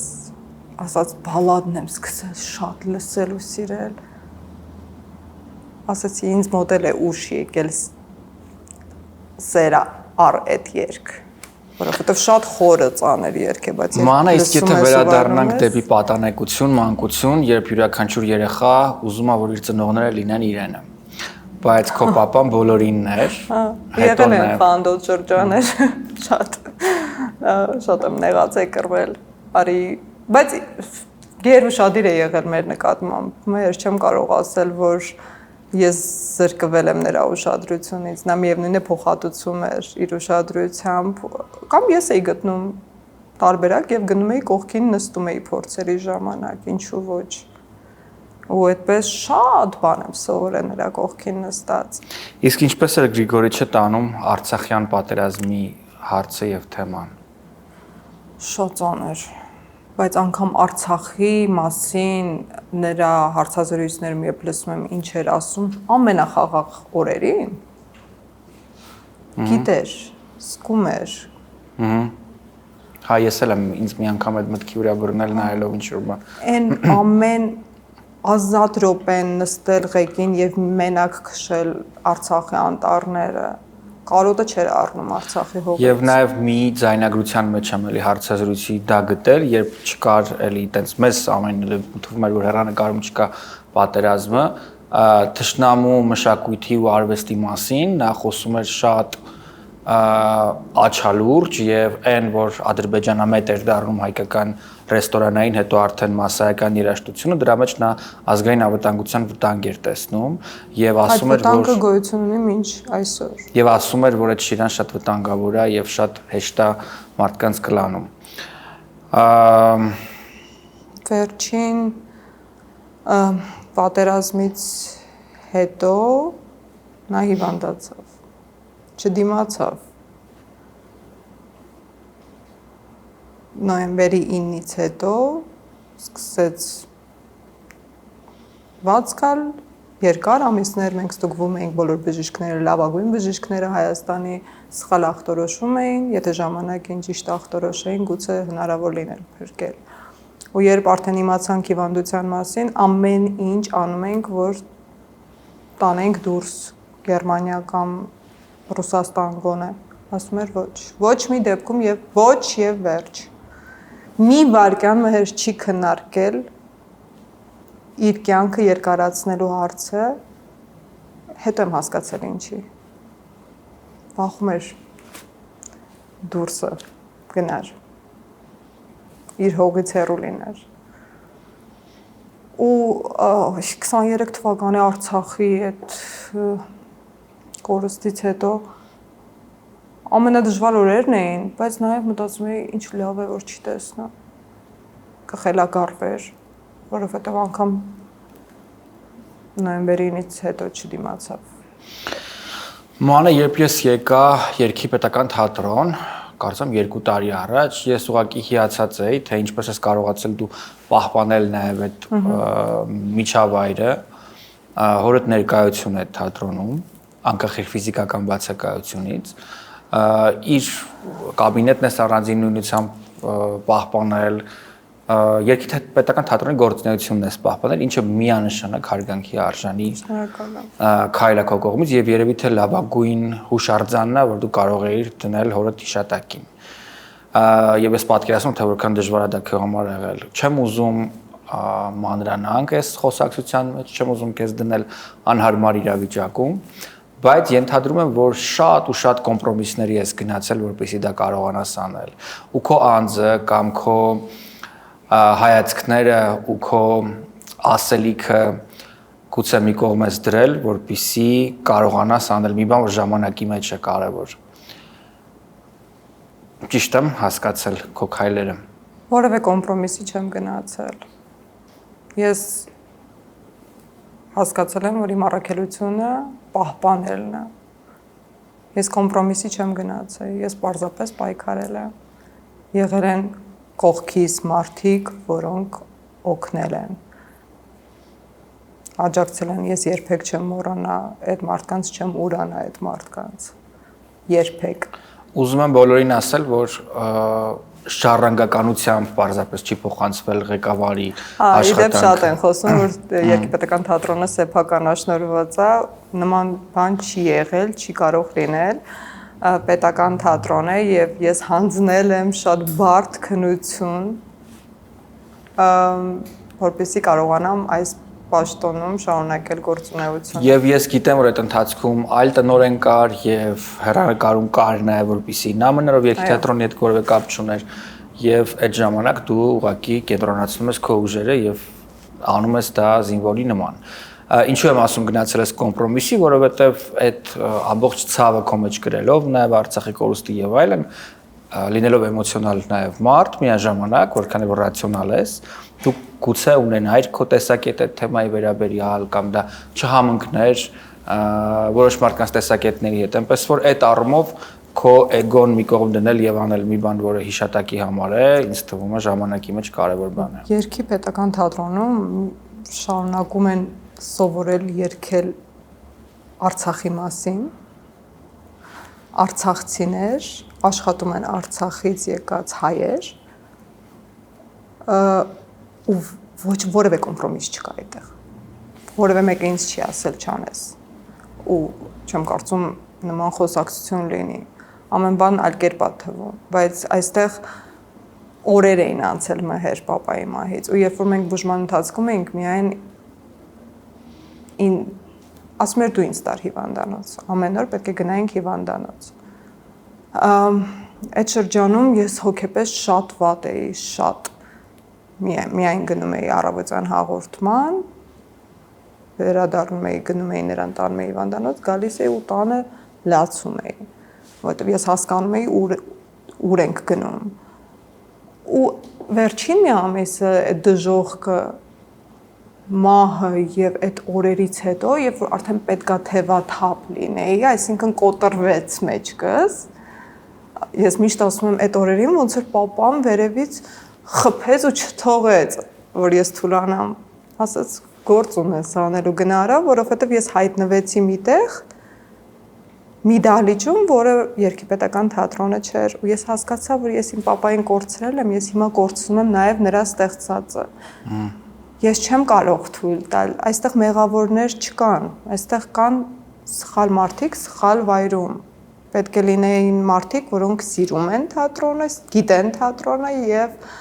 շատ մեծ նվիրում է պետք այդ գործը շարունակելու համար։ Այնքան զբաղված էի ես այդ օրերին, հետո եմ հասկացել, որ այդ ինքն է, որ չի թողել, որ ես ընկճվեմ ու թուլանամ։ Այնքան գործ կար անելու, որ ուղղակի պետք էր մեջքը ուղղել եւ աշխատել։ Ու այդ աշխատանքը ինձ իսկապես շատ օգնեց, որովհետեւ հենց այդպես վերականգնեցինք այն ինչ վաղուց փորձում էին, չգիտեմ, փոխել։ Քո կյանքի մեծագույն կորուստներից մեկը երիտասարդ շատ տարիքում ա եղել քո քրոջ կյանքից հեռանալը Նագայի, որը եւս անսպասելի մեծ հարվածներից մեկն ա եղել։ Ու մասին դու միշտ հիշում ես, ում հիշատակը եւս միշտ քեզ համար վառ է։ 16 տարեկանում ես կորցրեցի իմ ամենամտերիմ ընկերոջը, իմ քույրն էր, մորաքրոջս աղջիկը, բայց մենք շատ մտերիմ էինք։ Նա մեծն էր, ես փոքրն էի։ Ու միշտ նրա հետ էի կիսվում ամեն բան, նրան էի պատմում խորհուրդներ, նրան էի հարցնում ու շատ մեծ հարված էր ու մենք ես հիշում եմ ես եղբայրս եւ մյուս քույրս մենք մի օրում մեծացանք 16 տարեկան երեխաներ էինք ու 16-17 ու մի օրում դարձանք շատ մեծ մարդիկ կյանքը կանգնեց երկար տարիներ կանգնած էր տանը այդ ցավն էլ չի անցնում այդ ցավն էլ ուրիշ դարակում է այդ ցավի հետ էլ ասում են ժամանակը բուժումա չկա նման բան չկա յուրաքանչյուր մարդ ով ցավոք ունի կորուստ գիտի ժամանակը չի բուժում գնալով էլ ավելի դժվար է որովհետև կարոտը ավելի է մեծանում սկզբում այդքան չես կարոտում ինչքան հիմա Մենք կրկին Ավագյան Law Firm-ում ենք, որտեղ մեծ եւ պրոֆեսիոնալ թիմը իսկապես կարևոր աշխատանք է անում մեր հայրենակիցներին եւ ոչ միայն հայրենակիցներին օգնելով օրինական ճանապարհով Միացյալ Նահանգներում աշխատել ու բնակվել։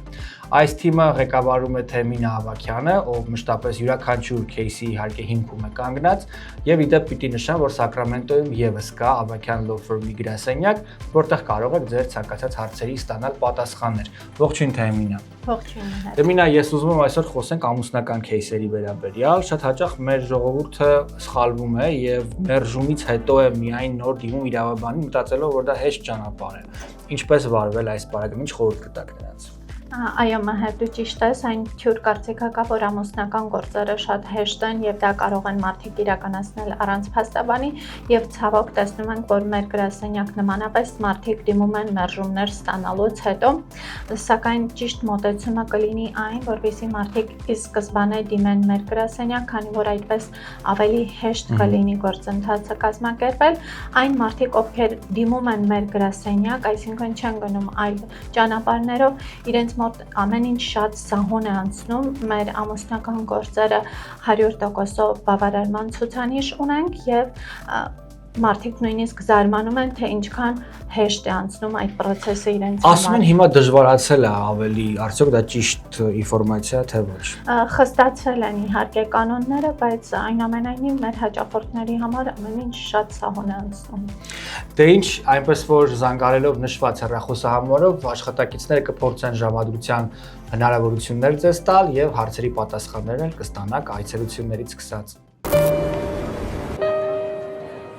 Մենք գտնվում ենք Venus Gifts-ում։ Մի քանի տասնամյակ է այստեղ մեկ հարկի տակ հավաքված ամենագեղեցիկն ու ամենավորակյալը, եւ Venus Gifts-ը վաղուց արդեն պարզապես բիզնես չէ, սա ավելին է։ Այս պահին դուք իմ կողքին տեսնում եք Michael Aram հայ դիզայների էքսկլյուզիվ բացառիկ հավաքածուն, որը կարող եք գտնել բացառապես Venus Gifts խանութ սրահում։ Մաշտոցյան տառերով ստեղծված այս գեղեցիկ դիզայներական գործերը միայն ու միայն Venus Gifts-ում է, եւ պիտի ասեմ, որ սա այնպիսի մի բան է, որ յուրաքանչյուրը պետք է ունենան։ Իհարկե, այս պայն տեսնում ենք նաև Արարատ լեռը, որը արդեն նախորդ հատուկ գործն էր, որ արվել էր հենց Venus-ի համար Michael Aram-ի կողմից։ Համեցեք Venus Gifts եւ ծանոթացեք այս նոր եւ նախկին տեսականիների հետ։ MS Travel-ի մասին մենք բազմիցս ենք խոսել եւ Տիկին Մելանիային գիտեք բոլորդ, նույնիսկ այն մարդիկ, ովքեր դեռ շատ վաղուց են այստեղ Միացյալ Նահանգներում բնակվում, 30 տարուց ավել այս travel ընկերությունը ունի իր պատմությունը կերտած 40 նույնիսկ։ Դե ես որ դեռ 40 տարեկան չկամ, չեմ էլ պատկերացնում, որ այդքան երկար տարիներ է։ Տիկին Մելանիա, փետրվարի 14-ի արդիվ այդ cruise-ը բոլորս ենք գիտենք եւ Սիրո օրվա արդիվ։ Այո, եւ ես եմ տեղը մի դեպ լինելու ձեր հետ միասին, այո։ Կպատմեք ինչ է մեզ սպասվում։ Well, ավելի լավ է որ գալիս եք, ուրեմն ձեր աչքով կտեսնեք, բայց շատ գեղեցիկ միջոցառում է։ Ամսու 13-ից 18 5 օրվա cruise, մի հրաշք անձնակազմ, երկիշներն են լինելու Սևա Կամրոյանը, Արփին, Mr. X եւ այլն, եւ արժեքները, ամենակարևոր արժեքները հավատացեք, որ բոլոր կրուզների համեմատ շատ լավ արժեք ենք ձեռք բերել, բայց շատ արագ պետք է արձանագրվեն, քանի որ տեղերը սահմանափակ են եւ մենք deadline ունենք, որ այդ deadline-ից առաջ պետք է մեր ունեցած քաբինները լրացնենք։ Հակառակ դեպքում կմնան արդեն ավելի բարձր գնացուցակի մեջ։ Ուրեմն արժեքները 2 հոգին $2400, թաքսերը մեջը, balcon-ով cabin եւ համերգի տոմսերն էլ մեջը։ Ընտիր, ավելի ֆանտաստիկ գնային $1200 per person, այսպես։ Դե ինչ զանգարեք նշված հեռախոսահամարով սահմանափակ քանակությամբ տոմսեր են մնացել։ Այո, շատ քիչ։ Հոկեբանի մոտ պետք է այցելել, եթե կա կարիք եւ պարզապես ունենալ մարդ ու փորձագետ, մասնագետ, ում հետ կարելի է զրուցել եւ իր առաջ բացել հոգին, դա ամենակարևորն է։ Զարա Գերինով երկար տարիների փորձառու հոկեբան է, լիցենզավորված հոկեբան Միացյալ Նահանգներում,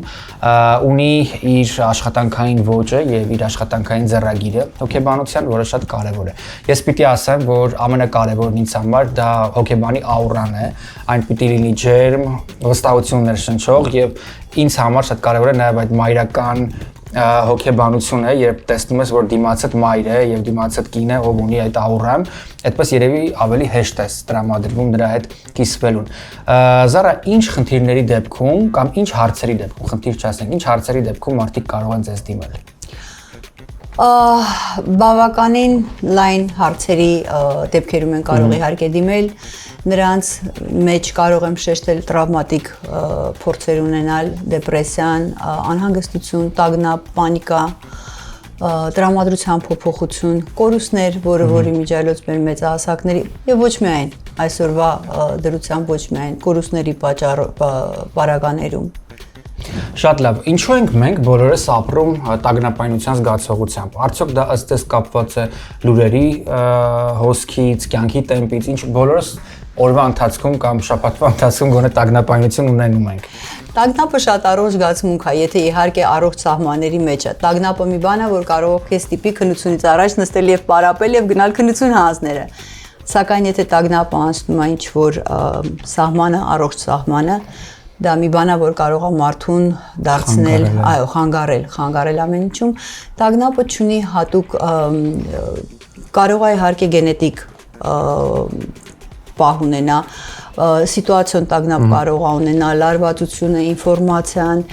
տարբեր գործոններ կան, որ կարող է նաև մարդու մեջ տագնապ։ Տագնապային բոլոր զգացողությունները, խնդիրները, հոգեբանական ծանր հոգեվիճակը հաղթահարելու համար դուք միայնակ դա անել ցավոք չեք կարող, ընտանեկան կամ ավանդական տարբերակները եւս արդյունավետ չեն։ Յուրաքանչյուր խնդրի դեպքում ձեզ պետք է պրոֆեսիոնալ եւ փորձառու մասնագետ։ Զարա Գերին իսկապես լավագույնն է իր ոլորտում, առաջարկում եմ ձեզ զանգահարել եւ պարզապես նրա հետ զրուցել։ Դու միշտ ուժեղ ես եւ թույլ կողմերը ցույց չես տալիս, այսօր էլ անընդհատ ասում էիր, որ չեմ հուզվելու եւ հուզվելը ամենևին էլ կարեւոր չէ հաղորդման ընթացքում։ Մեր նպատակը քեզ լավ ճանաչելն է։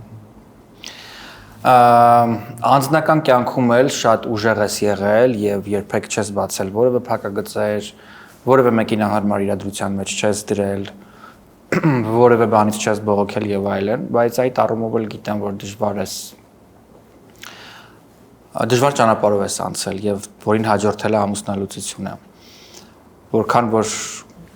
կարող եմ հարցնել այս մասին, կուզեմ խոսենք։ Ամուսնությունը շատ երկար չի տևել ու շատ դժվար ճանապարհով չեմ անցել, որովհետեւ ուղղակի մենք երկուսս էլ հասկացանք, որ իրար համար չենք ու ճիշտ է Կայայի համար այս որոշումը կայացնել, որպեսզի երեխային երկուսս հավասարաչափ սերը փոխանցենք առանց կոնֆլիկտների, առանց բացասական տոքսիկ հարաբերությունների ու շատ ճիշտ որոշում էր կարծում երկուսիս կողմից, հասուն որոշում էր ամուսնալուծվել, ես դրա մեջ բան չեմ տեսնում, կարծում եմ այն աղջիկները, որոնք երջանիկ չեն կամ տղամարդիկ պետք է այդ որոշումը կայացնեն ու իրենց երջանիկ զգան։ Փոխարենը հիմա երջանիկ ես եւ գիտեմ, որ քո կյանքում կա մեկը, ում լուսանկարով մի անգամ կիսվել ես համացանցում։ Ում ամբողջ կյանքում փնտրել եմ ու գտել եմ, ով ինձ օգնել է վերակենդանանալ։ Այսքանը մեհեր։ Ամեն ինչ իր հունով գնում է։ Սպասենք մոտ ապագայում ամուսնության։ Ամուսնության մասին չի երջանկությունը։ Երջանիկ կարելի է լինել նաև ոչ ամուսնացած, բայց չեմ բացառում։ Շատ լավ։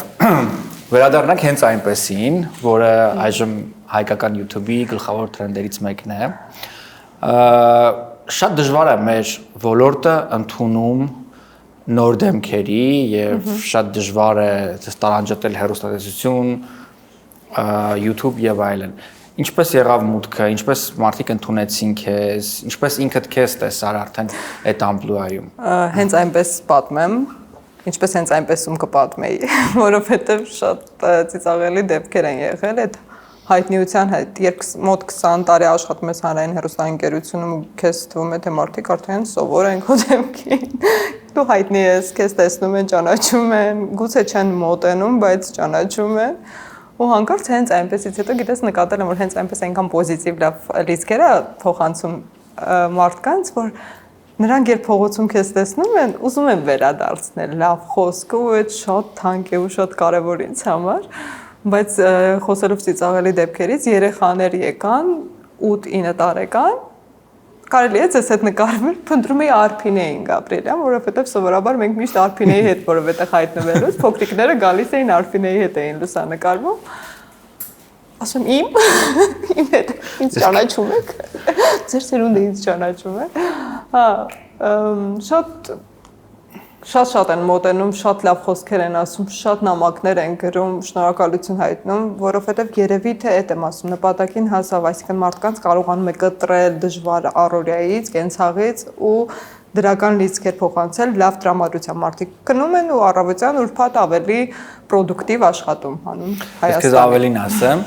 իմ եղբոր 7-ամյա դուստրը Արիանան, ով պիտի որ չնայի այդ հաղորդումը, մի օր լուսանկար է Instagram-ում իր հետ զետեղել, տեղադրել ստորիներում, պես նայում էր թե ովքեր են նայել, ու մեկ էլ տեսավ քո նկարը այսքան փոքր, ու ոգևորվել ուրախացել էր, վայ իմ սիրած հաղորդավարուհին նայել։ Պայչիկներ Շատ ուրախանում եմ, իհարկե էպիզոդներ կան, որոնք կարծում եմ պետք չի երեխաները դիտել։ Ես էլ կարծում եմ պետք չի։ Բայց հիմա ավելի ուշադիր կլինեմ ու կփորձեմ ավելի շատ բան մոնտաժել։ Մանե ովքեր են ամենաանհամ հյուրերը եղել, բացի օրինակ ինձ։ Ասում ես papai նման ուղիղ ասող չեմ։ Դու անհամ չես եղել։ Լավ, ովքեր են Իմ օրակուրը հատուկ ընդգծել էի դեպ, որ նա կա իմ մաման։ Բարևներ Որ շատ հավանել է խոսքդ, հումորդ։ Թե երևի ինտելեկտուալների Այո։ Դրաբար ոչ մեկ չի հասկանում։ Ոչ շատերն են հավանել։ Ման ում եթերներն են ամենալավ արձագանքը գտել, ում են սիրել մարդիկ այդ ֆորմատը։ Ջուլիետա Ստեփանյանը շքերթի առաջին հորիզոնականում է թե Լուիզա Ղամբարյանի հետ, թե Նարեկ Դուրյանի, որովհետև ժողովուրդ պահանջեց, որ նրանք Նարեկ Դուրյանի հետ միասին էլ գան ու մեծ սիրով համաձայնեցին, շատ լավ թողարկում էր։ Նրանց կարելի է անվերջ տեսնել։ Ես ճանաչում եմ երկուսին էլ շատ մանկուց ու շատ ուրախ եմ, որ մարդիկ տեսան այն Ջուլիետային, իմ Ջուլիետային, որին ես շատ սիրում եմ ու որը երբեք չի ստում։ Կա այնպիսինն է, ինչպիսին կա։ Ու այդ շատ եմ սիրում իր մեջ։ Ու բնականաբար Նարեկ Դուրյանի պատմությունները անվերջ կարելի է լսել, պատմությունները մայստրո Հան Դուրյանի հետ կապված Սևակի Սարյանի եւ այլն, այսինքն այնպիսի անուններ է հնչեցնում հենց այնպեսում, որ այսպես երեխայի նման լսում ես ու թեստվում է ուղղակի ուսուցիչը դասարանում դաս է պատմում, անիրական թվացող, բայց իրական պատմություն։ Ման, ես նկատում եմ, որ դու հնարավոր բոլոր առիթների դեպքում մեկնում ես արտերկիր համերգներ դիտելու, դստերը տել ես տանում քեզ հետ միասին։ Անպատասխանատու մարդ եմ, կարող էի բնակարան գնել, բայց փոխարենը հիշողություններ եմ հավաքում աղջկաս հետ։ Իսկ ում համերգն է ամենացնցող եղել քո համար։ Օ, դժվար հարց ես տալիս, որովհետև Բիոնսեի շոուն շատ լավն էր, բայց երաժշտական առումով Ջասթին Թիմբերլեյքի համերգից ավելի հաճույք եմ ստացել։ Լորեն Հիլ տեղափոխել է 90-ականներ, Բիլի Այլիշին բացահայտել եմ, աղջկա սիրելի արտիստն է, բայց բացահայտել եմ որպես մեծ արտիստ, որովհետև նա միայնակ ամբողջ ստադիոնով առանց հագուստներ փոխելու, առանց շոուներ անելու, ապացուցեց, որ այդ չի կարևորը, կարևորը ազնիվ երգը պատմել, ոչ թե երգել, այլ պատմել, շատ ազնիվ է։ Ունենք մենք արտիստներ, ովքեր մեր մասշտաբներում Բիլի Այլիշներ են երիտասարդների մեջ։ Շատ։ Ում կառանձնացնես։ Եմ հավանում Ոչ որպես հաղորդավարույր, այլ երգիպետական թատրոնի ղեկավար։ Էդելով։ Ես որպես մանե ուղղակի իմ կարծիքը կասեմ, որը շատ սուբյեկտիվ կարող է լինել։ Չնայած կարծում նաև շատ օբյեկտիվ է, որովհետև Բրունետը շատ լավն է, Իվետային շատ եմ սիրում, Սիրուշային ու կարծում եմ այդ երեք անունները վաղուց պետք է գրավեին աշխարհի բեմերը։ Ու դեռ հավատում եմ, որ այդ օրը կգա։ Դե ինչ այսպեսին էր այսօրվա տետատետը, հուսամ, որ մեր էմոցիոնալ թռիչքներն ու վայրեջքները ձեզ այնուամենայնիվ հետաքրքրեցին։ Մենք զրուցեցինք ամենի մասին, ինչ կարող էինք, իսկ մյուս մասը իհարկե թողնելով Մանեի անձնական տարածք։ Մեկնաբանությունների բաժնում գրեք ձեր կարծիքը, ջերմ խոսքերը ու լավ իհարկե բախտանքները Մանեին։ Բաժանորդագրվեք իմ ալիքին, Մանեի ալիքին, ման մեջ կթողնեմ նաև իր ալիքի լինքը, այնպես որ լավ եղեք, կհանդիպենք։ Ես էլ եմ ուզում Մեհերի նման 100,000 հետևորդ ունենալ։ Կունենաս արդեն 50,000-ն անցել ես կարճ ժամանակում։ Հա։ Այնպես որ լավ կլինի։ Մերսի շատ միշտ աջակցող Մեհեր, շնորհակալ եմ։ Դե ինչ այսպեսին էինք մենք այսօր, կհանդիպենք հաջորդ անգամ։ Ողջույն, այս պայն մենք գտնվում ենք Արցախի պողոտայում գտնվող Lions Partners Insurance-ի գրասենյակում, որտեղ աշխատում են լավագույն մասնագետները, որպեսզի ձեր կյանքը ապահովագրեն լավագույն տարբերակով։ Գնացինք ներս։ Lions Partners Insurance ընկերության մասնագետներն ու փորձագետները շատ կարճ ժամանակահատվածում կգտնեն ձեր կյանքի ապահովագրության լավագույն տարբերակները։ Ինչու ընտրել Lions Partners Insurance ընկերությունը, որովհետև այս կազմակերպությունը չի առաջարկում պարզապես մի ապահովագրական ընկերության ծառայություն, այլ պարզապես հանրախանութ է ապահովագրական ընկերությունների համար։ Ինչպես ընտրել ապահովագրական ընկերություն։ Ես կարծում եմ, որ լավագույն ընտրությունը կարող է լինել մասնագետների եւ աշխատակիցների փորձառությունը եւ տարիների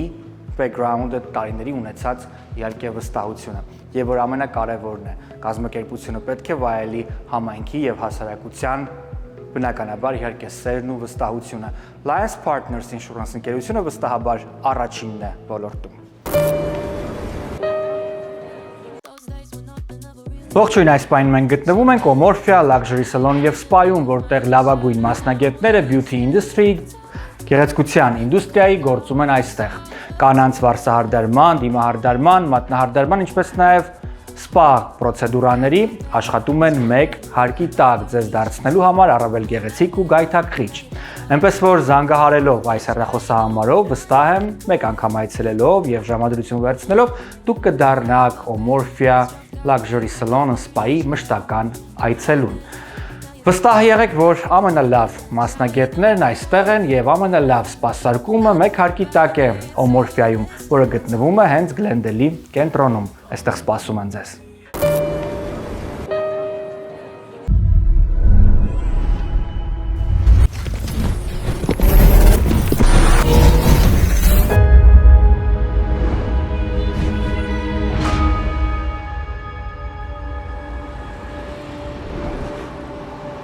I found that nothing in life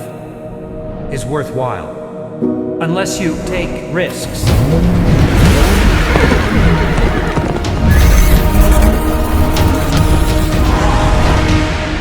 MX Motors. Good vibes all the way.